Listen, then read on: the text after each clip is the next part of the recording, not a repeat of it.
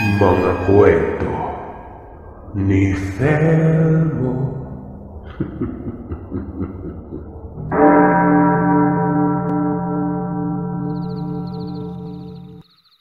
Tawagin niyo na lamang po ako sa pangalang David.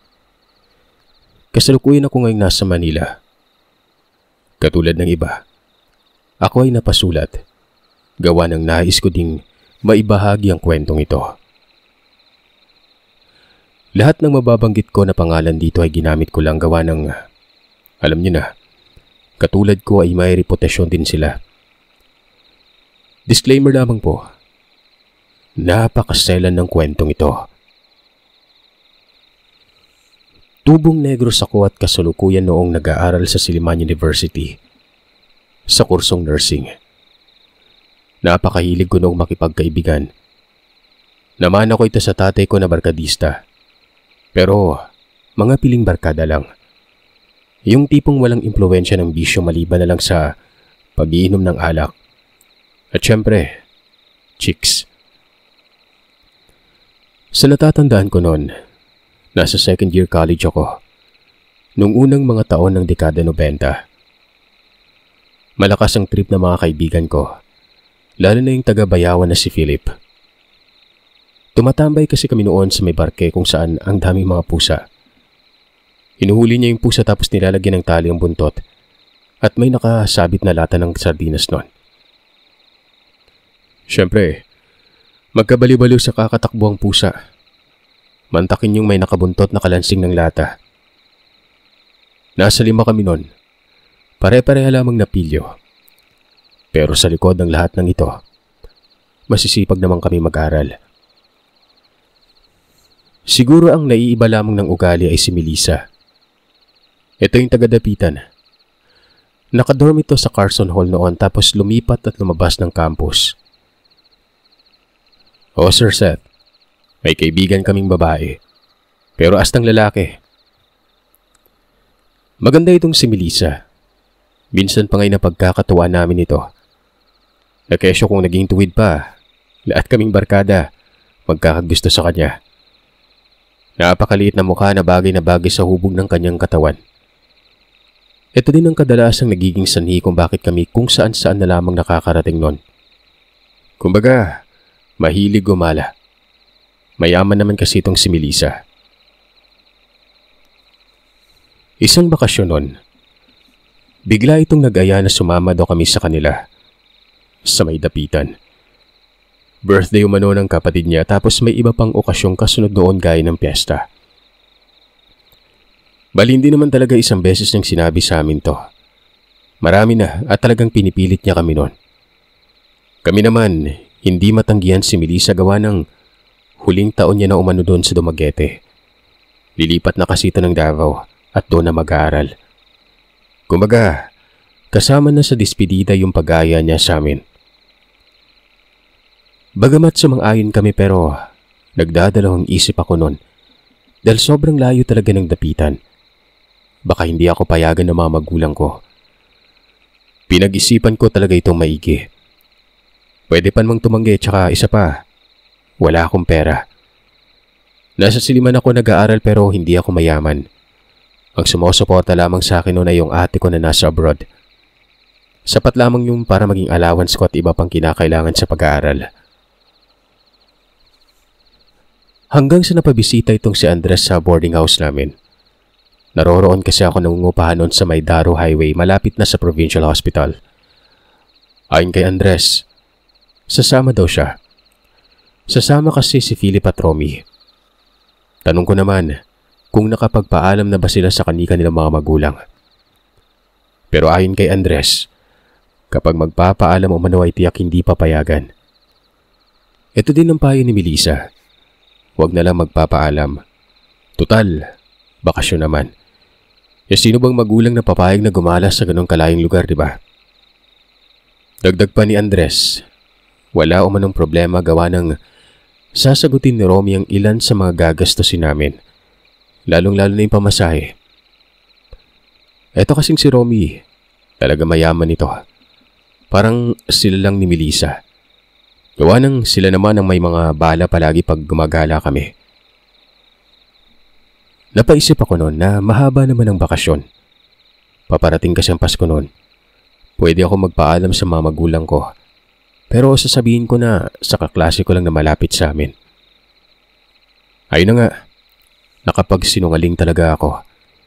Hindi ko malimot-limutan na talagang pinagsisihan ko ang pagsisinungaling na yon. Yun kasi ang dahilan kung bakit kamuntikan na ako mamatay. Nagpaangabot kami noon sa isang building sa harap ng CVPC College. Sobrang nagulat ako. Kasama ni Melissa ang kapatid niya. Kaming lahat noon ay halos hindi makapagsalita. Sobrang ganda ng kapatid niya na yon.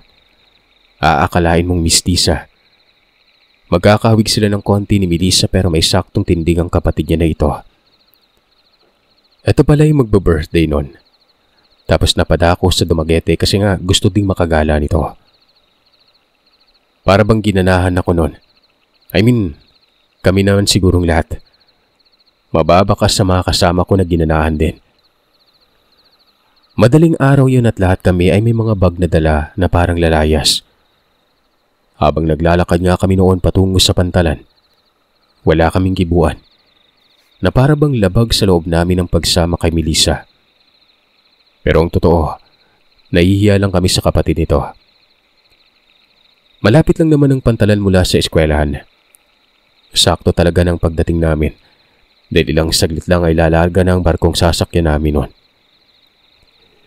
Itong kapatid ni Melissa, itago na lamang natin sa pangalang Emma. Matanda lamang ng 2 taon ito kay Melissa. Pero kung titingnan, parang mas matanda pa si Melissa dito. Kakaiba makatitig si Emma. Yun bang ang lakas makahatak ng atensyon? Yung tipong hindi mo namamalaya na nakatitig ka na din pala sa kanya ng ganun katagal.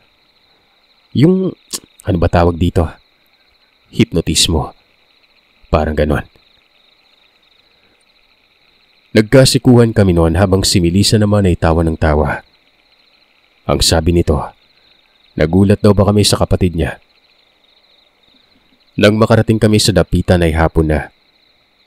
Inakala ko pa na pagkatapos makababa ng barko, bubungad ka agad ang lugar nila pero hindi pa pala. Sumakay pa kami ng jeep. Halos 2 oras ang biyahe. Malayo ito sa bayan.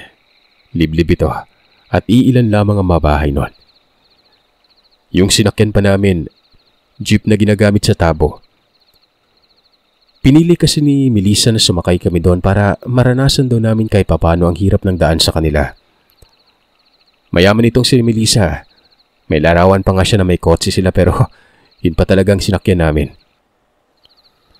Hanggang sa bumaba na nga kami doon. Isang lugar ito na napapalibutan ng sangdamakmak na mangga.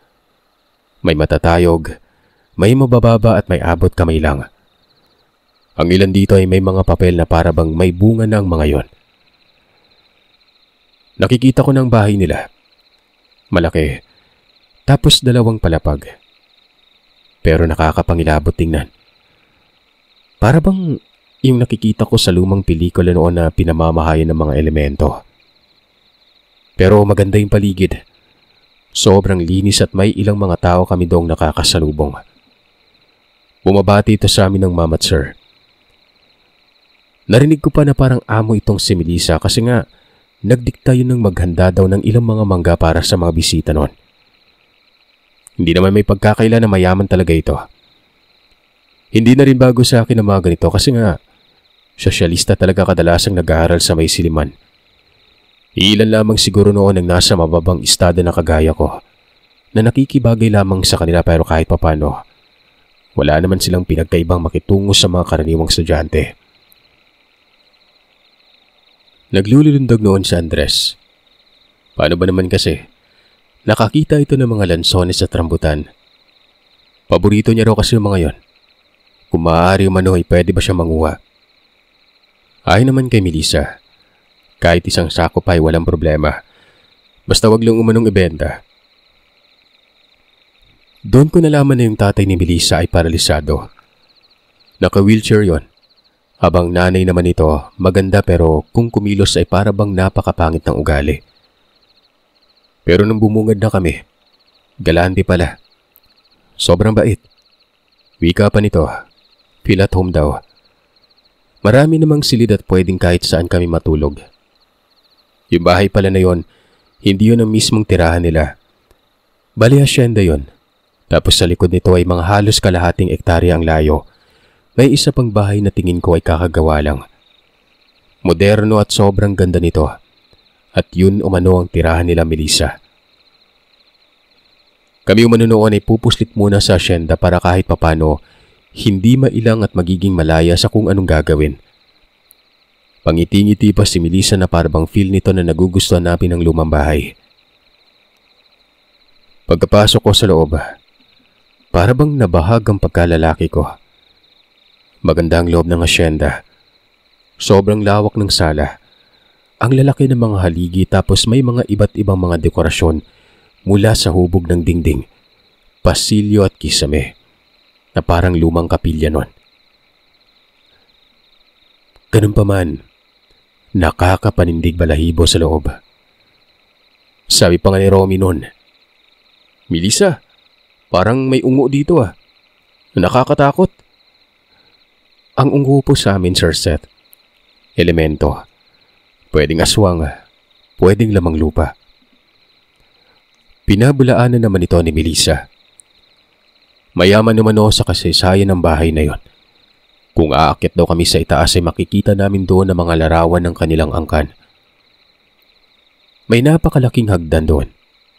Pakurba ito tapos ang railings para bang ulap na inukit sa kahoy.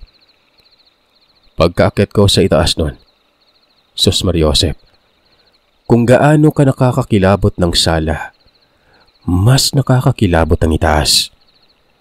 Nakita ko ang malalaking larawan na animoy lahat ng mga tao na nakapinta. Nakatitig sa akin. May tila tinamaan pa ng kidlat gawa ng may mga bitak-bitak yon. Tapos may salamin doon na wari ba'y nakatayong kabaong. David, sa iisang silid lang tayo ah. Parang hindi ko ata kaya mag-isa. Huy, kayo, anong plano nyo? Tanong ni Andres. Ayon naman kay Romy at Philip nun. Sila din umano ay sasama sa amin. Sino ba namang hindi matatakot doon? Malalaki ang silid tapos mataas ang kisame. Nakita ko ng ilan dito na walang lamang kagamitan. Bakante lang. Habang yung iba naman ay may kagamitan pero nakatabo naman ng puting tela. Yun bang iwas sa alikabok? Sa mga puntong yon, pinili namin doon sa baba. May 3 silid sa baba at yung nasa pinakamalapit sa pinto at pasilyo palabas ang pinili namin. Para na rin daw kahit papano, kapag may mangyari ay mabilis kaming makakatakas nun. Tawang-tawa si Melissa. May katiwala ron. 2 matatandang babae. Ito yung naglinis ng silid na napili namin. Pangalanan natin silang Aling Kuring at Aling Laura. Ayon pa nga kay Aling Kuring nun, bakit daw yung nasa babae may mga magagandang silid naman sa itaas na may sari-sariling mga beranda.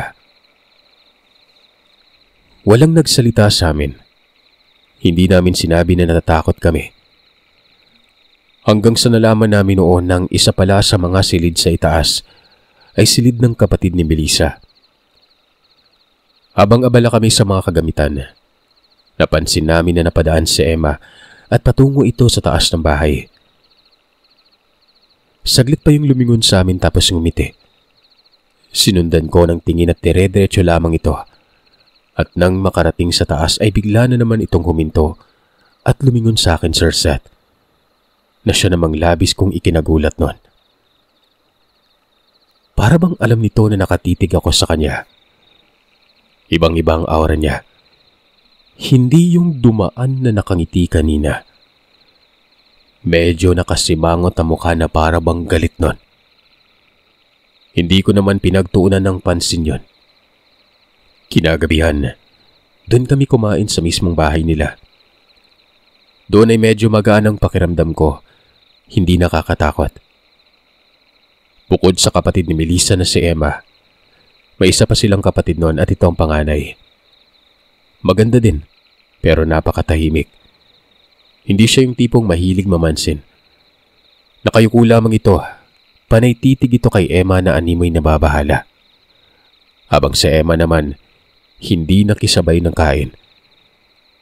Inaya pa nga ito ni Romy, kaso umiling yon, tapos ngumiti lang. Sabi ni Melissa, baka nahihiya ang kapatid niya. Dagdag pa nito, bukas umano ng umaga ay gagala kami sa lupain nila, maging sa mga bahay ng katiwala at ilan sa mga naging kaibigan ni Melissa doon. Malay daw namin, makatagpo kami na magiging kapares. Tutal, sa susunod na araw naman umano ang kaarawan ni Emma. Tapos ang kaarawang ito ay bisperas naman ng kapistahan sa isa sa mga kamag-anak nila, na siya namang pupunta namin noon pagkatapos ng birthday. Cool na cool kami noon, walang problema. Nung nakabalik na kami sa asyenda ay nag-aya si Melissa ng inuman. May mga alak umano sila na mamahalin at nakaimbak ito sa asyenda. Katunayan umano, nasa kasunod na silid lamang yon, sa kung saan dito kami pumuslit na magkakaibigan.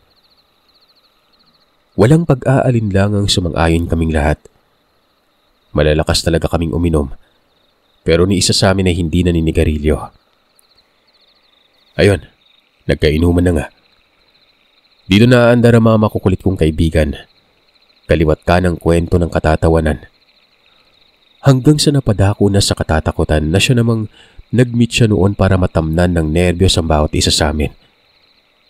Lalo na ang nagkwento ay walang iba, kundi si Melissa. Ayon sa kanya, totoo umano ang mga aswang. Nakakita na umano si Melissa noon. Hindi yung tipong napadaan lang, kung hindi nasa harapan niya mismo ito kumakain umano ng karne. Hindi naman umano pangit ang itsura. Tao pa rin, pero ang naiiba ay kumakain talaga ng karne. At napakalakas umano nun. Sobrang lakas na aakalain mong may lakas ng 3 katao. Sinabi ni Melissa kung saan niya ito nakita. Sa itaas daw na asyenda, sa ikalawang palapag. Nagtanong ako noon kung kailan itong nangyari. Ay naman sa kaibigan namin na yon, nung nasa elementarya siya hanggang high school. Ang dahilan kung bakit nakita niya ang aswang ay dahil din ito sa tatay nila noong hindi pa paralisado. Sinasama daw siya nito palagi. Sa mga puntong yun, hindi ko alam kung nagsasabi ba ng totoo si Melissa. Baka kasi tinatakot niya lang kami pero seryoso yung mukha niya. Kahit may ilang basong na inom na itong alak, ay hindi naman nalulubag ang dila. Kumbaga, hindi lasing tingnan. Tsaka nakapagtataka na nakikita nila Melissa ang aswang nang hindi sila sinasaktan, na para bang kakilala nila ito. Napasabat pa nga noon si Romy ng, bakit nasa itaas ng bahay na ito? Nagpapakita pa ba yung aswang sa inyo? Nakakatakot naman yan, Melissa. Baka may aswang dito tapos ipakain mo kami. Hindi kaya mapagkakatuan mo lang kami? Tanong ni Romy. Ayon naman kay Melissa, nakita nila umano ang nilalang sa may beranda. Naroroon ito banda sa pasilyo sa may itaas nun. Ang dulo kasi noon ay beranda na. Nawala din naman umano yon. Hindi umano nakakatakot yung nilalang. Hindi naman umano nananakit ng tao, maliban na lang kapag hinamon ito. Isa pa sa iniisip ni Melissa, baka alaga yun ng kanyang ama. Ayun, hindi ako nakatulog noon, Sir Seth, kahit nakainom. Matapos mag-inuman at noong magpapahinga na kami, ay hindi talaga ako dinalaw ng antok. Aminado rin akong hindi lang ako ang hindi makatulog nun dahil nakikita ko ang mga kasama ko. Malilikot. Tapos naririnig ko pang nagkakabulungan si Romy at Philip. Kung hindi ako nagkakamali, maghahating gabi na yon, nang nakarinig ako ng parabang may naglalakad sa may sala. Pabalik-balik ito. Lumalangit-ngit ang nagdan.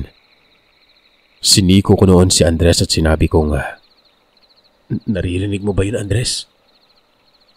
Huh? Ang alin? Yung nasa labas? Oo, naririnig ko, David. Kanina pa ako hindi makatulog eh. Langya talaga tong si Melissa. Kitang nakakakilabot na nga tong bahay na to. Tinakot pa talaga tayo. Ano kaya yung nasa labas? Parang tao eh. Silipin natin, tara. Naku, ikaw na lang. Bahala ka. Sobrang takot ako noon. Pero naroroon pa rin ang kuryosidad ko. Yun bang tipong kailangan ko ng patunay sa kung ano mga naiisip ko noon? Kung tao man ang nasa labas ay kailangan kong makita ito para mapanatag ako. Kaya naman bumangon ako noon at kinuha ko ang maliit na flashlight. Pagkabukas ko ng pinto, napapikit ako noon.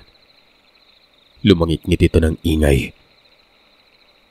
Tumingin-tingin ako sa labas noon. May ilaw naman sa may bulwagan pero wala akong nakikita. Bumuntong hininga ako at nag-ipon ng tapang. Ilang saglit lang ay lumabas na ako. 3 silid sa ibaba. Kaya naman isa-isa ko itong pinatamaan ng flashlight noon.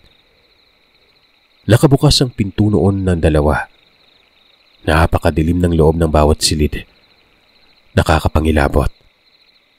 Kitang-kita ko ang bawat kortinang nakaatang sa bawat pintong yon. Tinuduyan ito ng hangin. Napapamura na ako at napapawika sa sarili na ano ba tong ginagawa ko? Nagpatuloy kasi ako noon sa paghagilap. Iniisip na sana si Emma lamang yon. Baka napapadaan si Emma.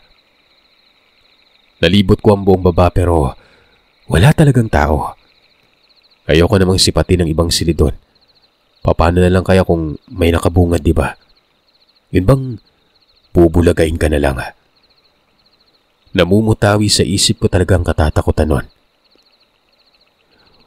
Umakyat ako sa itaas. Nakatuon ang atensyon ko sa dulo ng pasilyo. Nakikita kong bukas ang tarangkahan patungo sa nakabungad na beranda. Bawat gilid ng pasilyo, mga silid. 4 ang silid na yon. Tapos ang isa dito, silid ni Emma. Tiningnan ko yung maigi pero nakasara naman. Nakita ko pang tsinelas ni Emma na nakapatong sa basahan nang ibig sabihin lamang ay nasa loob ang kapatid ni Melissa noon. Hanggang sa walang ano-ano, bigla na lang lumangit-ngit ang sahig. Mahinang kumalabog ang pinto sa silid ni Emma. Pumihit pa ng dahan-dahan ang doorknob nun. Kinukutuban ako na baka palabas si Emma. Kung kaya naman mabilis akong pumasok sa isang silid doon. Nagtago ako sa likod ng pintuan. Ang silid na yun, Sir Seth, ito yung may mga kagamitan na nakatabo ng telang puti. Napapasign of the cross ako gawa ng parang tao ang tinabunan doon. Sa katabing silid lamang yun ni Emma. Malinis pero may amoy na sobrang nakakasulasok na para bang may patay na daga roon sa may loob. Kulob na kulob yun. Natatamaan naman ng liwanag gawa ng may berandang maliit ang silid na yon at may ilaw sa berandang ito. Pinapakiramdaman ko lamang ang kabilang silid nun. Tahimik naman at tila walang lumabas na tao. Dahil kung meron pa, lalangit-ngit talagang sahig at pintuan. Ilang saglit pa noon ay pinili ko na lamang lumabas. Pero nakarinig ako ng mahinang paghangos. Yun bang parang naghihingalo, parang mamamatay. Nanggagaling ito sa kabilang silid, Sir Seth. Kung kaya naman, inilapit ko ang tenga ko sa dingding. At doon, mas naging malinaw sa akin ang tinig. Iba pala. Hindi hangos kung hindi mahinang ungol. Biglang nadumihan ang isip ko. Parang talaswan yon. Yun bang ungol ng ano? Kako pa sa sarili ko. Baka may ginagawang solo si Emma. pasintabi po sa mga bata. Doon na walang takot ko.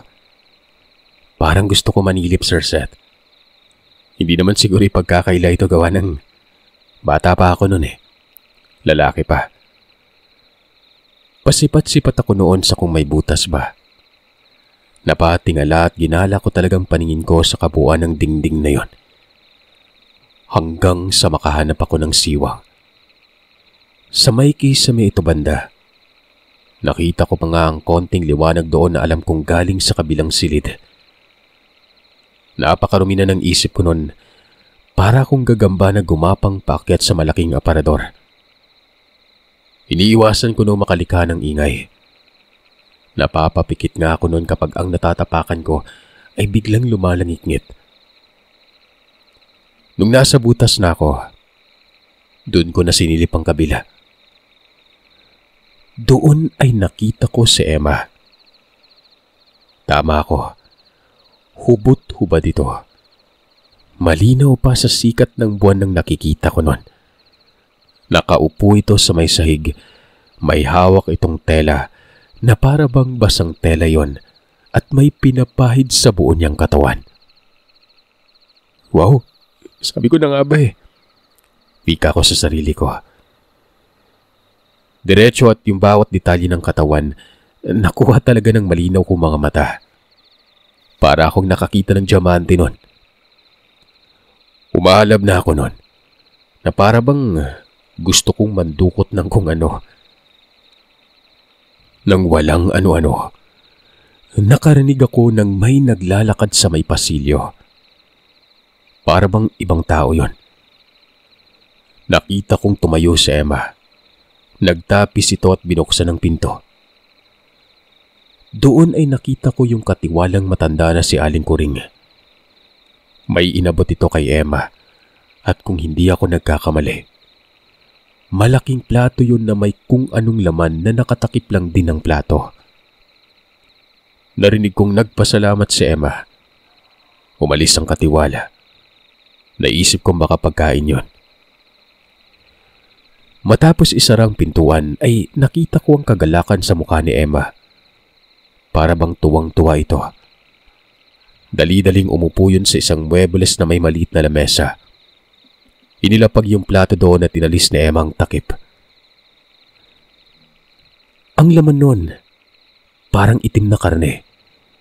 Yung parang atay ng baboy. Hindi naman siguro ako nagkakamali gawa ng malinaw na malinaw sa paningin ko yon. Walang ano-ano ay bigla na lamang itong nilantakan ni Emma na para bang gutom na gutom. Nanlaki ang mga mata ko nun. Kaagad kong naisip na kumakain ng hilaw na karne si Emma.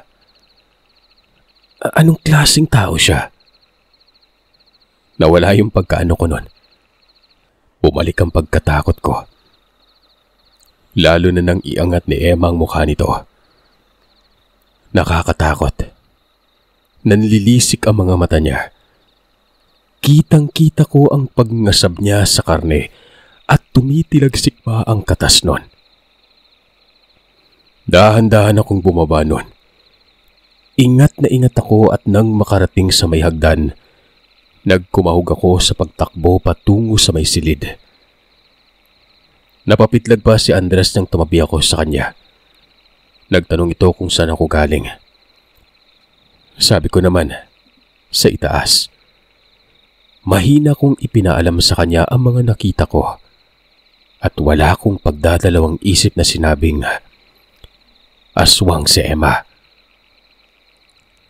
Napakunot ang mukha ni Andres na para bang hindi naniniwala sa akin nun. Sinabi ko kay Andres na may narinig akong kakaiba kung kaya't nanilip ako. Nakita kong hubot-hubad ito. Tapos ilang saglit nga noon ay inabutan ng karni ng katiwala. Totoo ang mga sinabi ni Melissa, pre. Siguro yung tinutukoy niyang aswang si Emma yon. Tukmang-tugma, Andres eh. Di ba sinabi ni Melissa, sinasama siya ng tatay niya at nakikita niya yung aswang? Malamang, Andres, pinapakain nila yon. Sa kabila ng mga sinabi kong yon, Hindi ako pinaniwalaan ni Andres. Oo at natatakot umano siya sa aswang pero hindi naman umano tama yung magparatang. Baka umano guni-guni ko lamang yon. Tsaka baka malaman pa ito ni Melissa. Nanilip pa naman umano ako. Hindi na lamang ako nagsalita pa. Naiisip ko na baka lalabas lamang na baliw ako nun. Baka mapagbintangan pa akong naninilip at isang manyakis. Kinabukasan, pagod na pagod ang katawan ko. Hindi ba naman ako nakatulog? Maging ang mga kasama ko noon ay kulang din sa tulog. Nakikita ko kasi sa mga mata ng mga ito na wari ba'y nakadroga. Mas malala nga lang yung sa akin. Dahil namang hindi ako sumama sa paggala nila. Pero bago mangyari yon, sinabihan ko si Andres na wag nang ipagsabi sa iba ang mga natunghayan ko. Hindi naman siya nagsalita. Ako lang ang naiwan sa malaking bahay. Hindi ako lumalabas. Nakalublob lamang ako sa higaan nun. Maya-maya pa ay may tumawag ng pangalan ko. Boses ito ni Emma. At ang sabi nito ay bakit hindi daw ako sumama. Kung may masama ba umano sa katawan ko. Nakadungaw pa yun sa pintuan habang nakangiti. Ako naman, hindi ko magawang magpakita sa kanya ng negatibo. Pinilit kong magkunwari nun. Bumangon ako noon at sinabi ko na wala akong gana. Masama kasi ang pakiramdam ko kagabi. Ay naman kay Emma, kagabi lang naman pala yun. Kung tingin maayos na ay dapat sumama ako para hindi masayang ang pagkakataon na naroroon daw kami.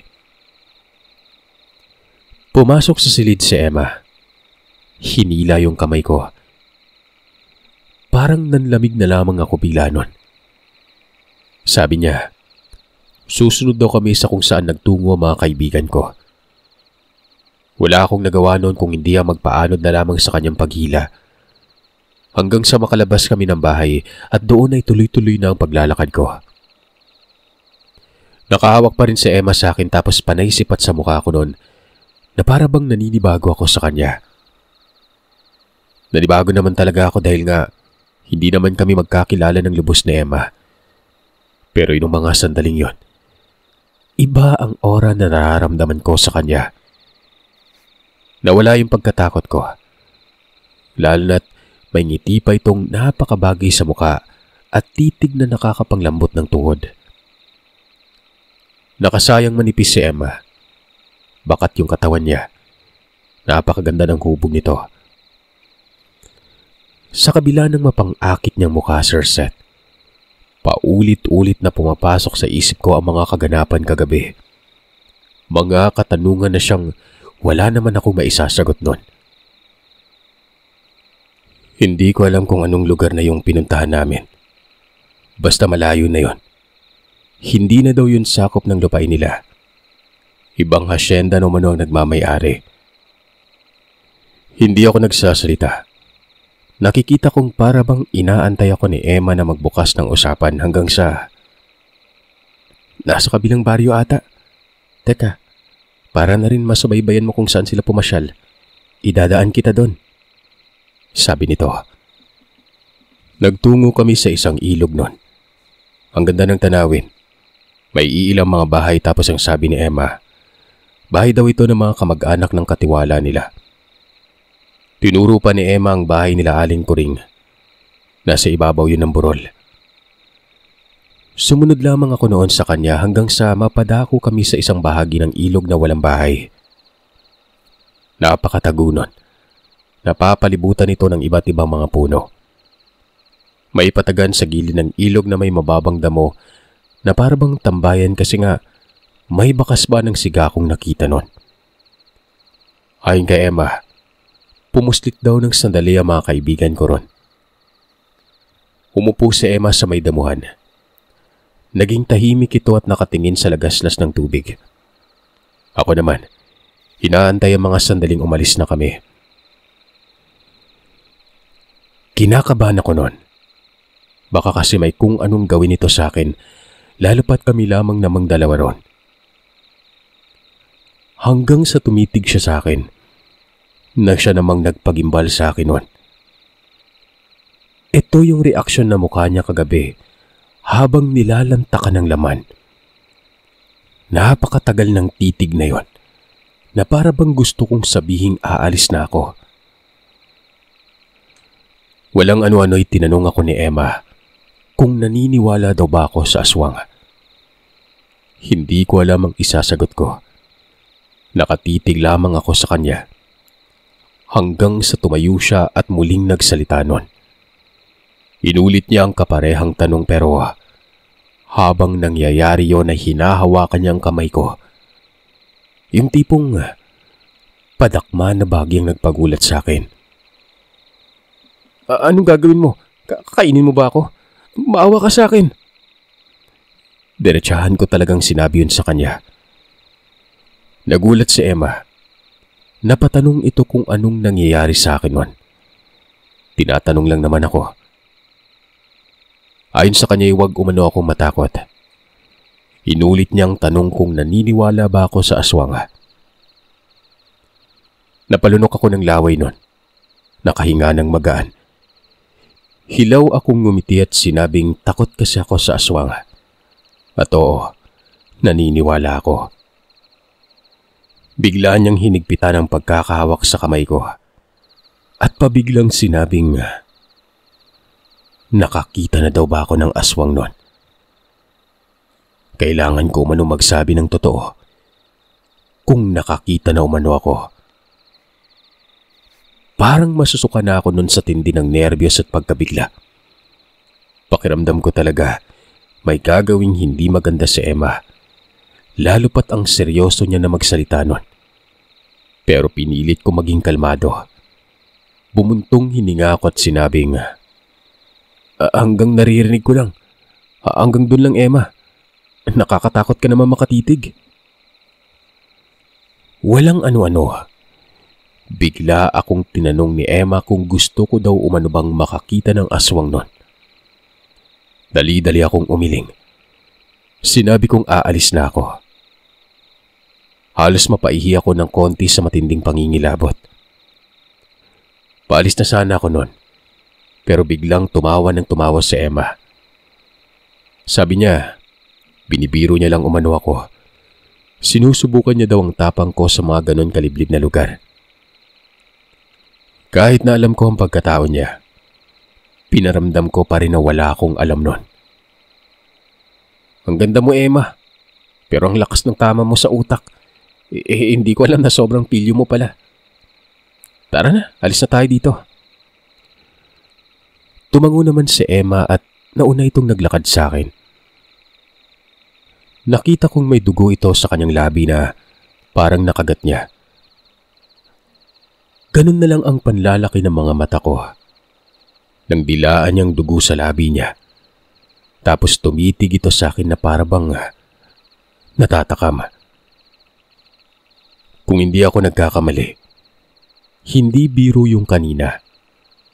Sinadya talaga yun ni Emma at kung hindi ako nagkakamali, may binabalak sa akin yun.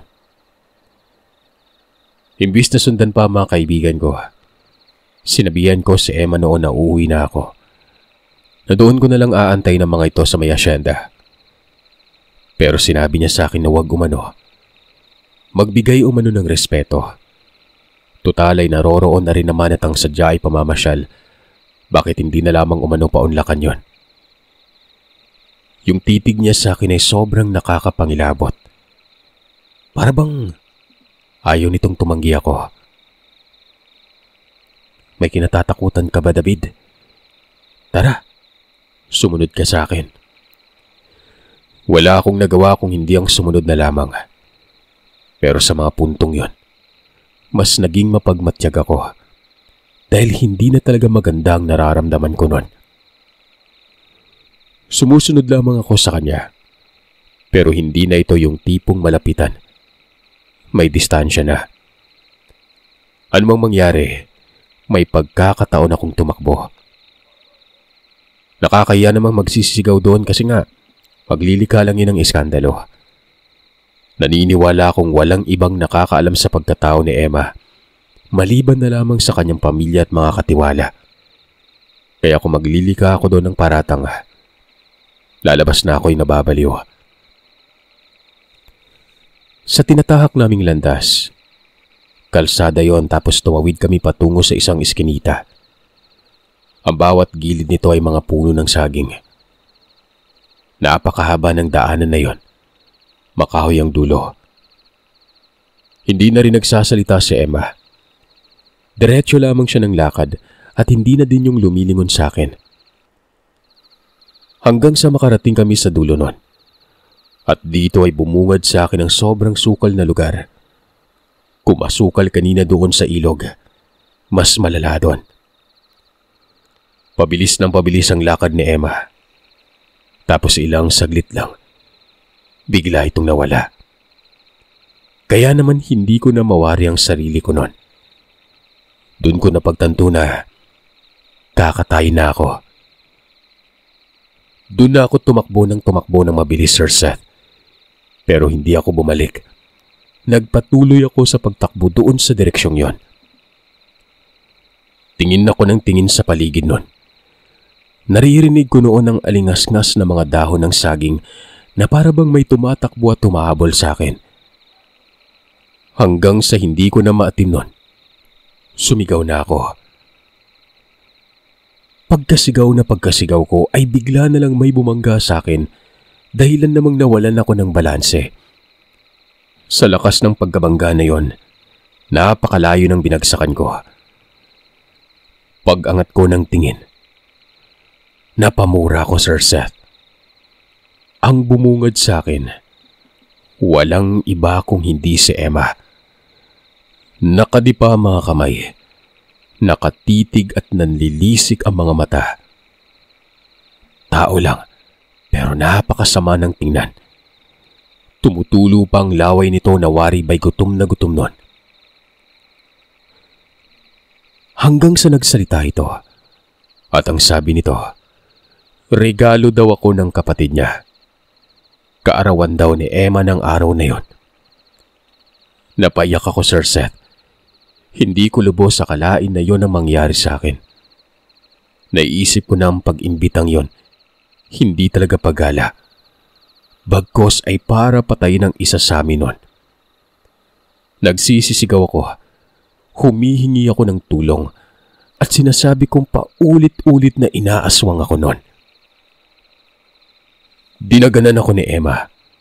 Sinakal. Sobrang lakas niya. Kahit anong pagpupumiglas ko noon, hindi ako makatakas sa kanya. Sinubukan ko itong suntukin pero wala. Napakakunat na mukha niya. Iniinda niya lang ang pagsuntok kong yon. Hanggang sa walang ano-ano ay nahawakan ko ang buhok niya. Hinila ko ito at pinagkakagat ang kanyang balikat. Nakipagkagatan ako sa kanya. Kayo na yung bahala kung maniniwala ba kayo sa akin o hindi. Wala akong ibang sandata noon kung hindi ang sarili ko. Sa awa ng Panginoon, nakawala ako, pero hindi ko binibitaw ng buhok niya. Hindi ko alam kung bakit labis siyang nasasaktan sa pagsabunot ko sa kanya. Nawari ba yun yung kahinaan niya? Yung mismong buhok niya na yon. At dahil alam kong hindi na ito makapalag, ay talagang inumpog ko ang ulo at paulit-ulit na sinipa ang bandang tiyan nito. Sinusubukan niya mangalpot sa akin pero umaatras ako habang hinihila-hila naman siya. Hanggang sa nagsalita ito. Yung tono ng boses niya ay malumanay nun. Nagmamakaawa at sinabing bitawan ko umano siya. Hayop ka! Aswang kang animal ka! Nakita kita kagabi. Nakita kitang kumakain ng karne. Alam ko na yung pagkatao mo, Emma. Sabihin mo sa akin yung totoo. Balak mo ba kaming patayin lahat? Papatayin mo ba yung mga kasama ko? Magsalita ka! Pero sa kabila ng sinabi kong yon, hindi sumagot si Emma. Ang sinabi lamang nito, pakawalan siya. Hanggang sa mapadako ako noon sa may daan. Sinipa ko ang balikat niya at kumaripas ako ng takbo. Pagkarating ko sa kalsada ay dire-diretso lamang akong tumakbo noon. Wala na akong paki sa mga kasama ko. Ang iniisip ko lamang ay ang sarili ko. Hanggang makarating ako sa bahay. Doon ay nakita ko silang lahat. Gulat na gulat ang mga ito nang makita akong sobrang dumi at may mga galos. Kitang-kita ko sa mukha ni Melissa. Nadismaya yon. Nakita kong pagbagsak ng balikat niya. Biglang sumimangot ang mukha. Tinitigan ko ang mga kaibigan ko. Sinabi ko na kapag hindi sila umuwi ay mamamatay sila. Hayop ka, Melissa. Ipapakain mo kami sa kapatid mo. Makinig kayo sa akin. Aswang si Emma. At kung gusto niyong mamatay, manatili kayo dito. Matapos kong makapagsalita noon ay kaagad kong kinuha ang mga kagamitan ko. Tumakbo ako ng mabilis palayo ng lugar. Nakita ko naman noon na kasunod na sa akin si Andres. Tinatawag ang pangalan ko at sinabing pag-usapan daw namin ang nangyari. Huwag umanong magparatang ng tao. Pero hindi ako nakinig sa kanya. Diretso ako ng lakad nun. Hanggang sa makasakay ako patungo sa may pantalan. Doon ako pansamantalang tumambay. Naisip ko noon na magsumbong sa kinauukulan pero naisip ko din ang posibilidad na hindi ako paniniwalaan. Hapon, nakita ko mga kaibigan kong paparating. Tuwang-tuwa ako. Pero nang bumungad sila sa akin, galit na galit. Pinutakte ako ng sermon. Naglikha daw ako ng iskandalo doon. Kung ano-ano na lamang umano ang pinagsasasabi ko at dahil nahiya sila ay umalis na lamang sila sa lugar. Napakasarap talagang pagsasapakin ng mga animal na yon. Kung hindi ko lang napigil ang sarili ko, siguro nakapanakit na ako ng isa sa kanila. Mga hangal, hindi ba kayo nagtataka? Kalayo ng lugar nito tapos inimbitahan tayo sa isa lamang kaarawan. Tapos kesyo may piyesta pa. Pero alam niyo bang totoo? Alam niyo ba? Ngayong araw na to yung kaarawan ni Emma. Nakita niyo naman siguro yung mga sugat ko, di ba? Gawa niya to nung nagbubuno kami para isagip yung sarili kong buhay. Dinala niya ako sa lugar kung saan walang katao-tao. Kung nagkataong hindi ako nakatakas, patay na ako ngayon. Ang dami kong sinabi para ng panindigan at patunayan na totoo ang mga sinabi ko. Nakikita ko naman na parang naniniwala pero lamang doon ang pagdududa ng mga kasamahan ko noon. Magpaganon pa man ay hindi ko na lamang pinilit pa ang mga sinabi ko. Sinabi ko na lang na bahala na sila. Malalaman naman yan kung totoo ba o hindi. May babalikan pa si Melissa doon sa Dumaguete. Sa susunod na taon pa naman siya mag-aaral sa ibang lugar, di ba? Kapag hindi na magpakita si Melissa, alam niyo na yung ibig sabihin. Wika ako noon. Tapos nagtungo na ako sa bilihan ng tiket.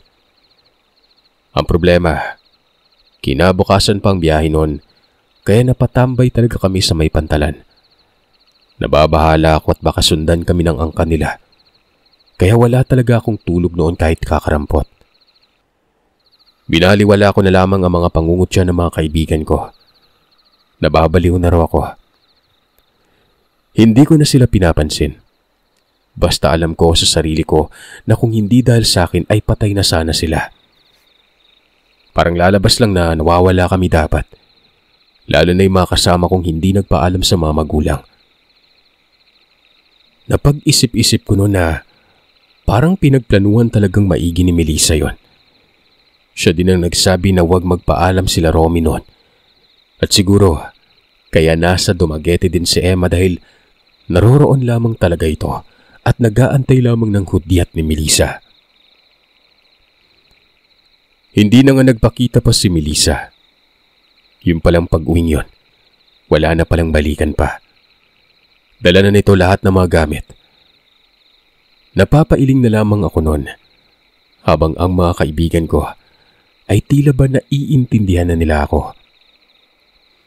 Nagpasalamat pa nga sa akin si Andres noon. Nagpatingin daw siya sa albularyo noon sa pagkabagabag sa akin dahil sa pinagsasasabi ko na kamuntikan na kaming mapatay ng aswang. Sumangguni siya sa albularyo at doon ay nalaman niyang totoo yon. markado daw siya ng aswang. Naniniwala ako na iisa lamang ang aswang sa kanilang pamilya. Siguro, si Emma yon. Ito lang naman ang nagkabukod sa kanila. Hanggang sa ngayon ay detalyado pa rin sa isip ko ang lahat ng nangyari. Kung nagkataon pa lang, wala akong kuryosidad noon na alamin ang sistema ng bahay. Malamang, walang makakaalam sa amin sa kung anong sekreto ron. Medyo namangha ako sa nakita ko sa pagkababae ni Emma. Kahit ngayon, naiisip ko yung katawan niya. Pero mas lamang doon ang kung anong meron sa pagkatao niya, na isa palang aswang ang animal at balak kaming ipakain dito ni Melissa. Na tila ba kami ang handa sa kaarawan ng kanyang kapatid.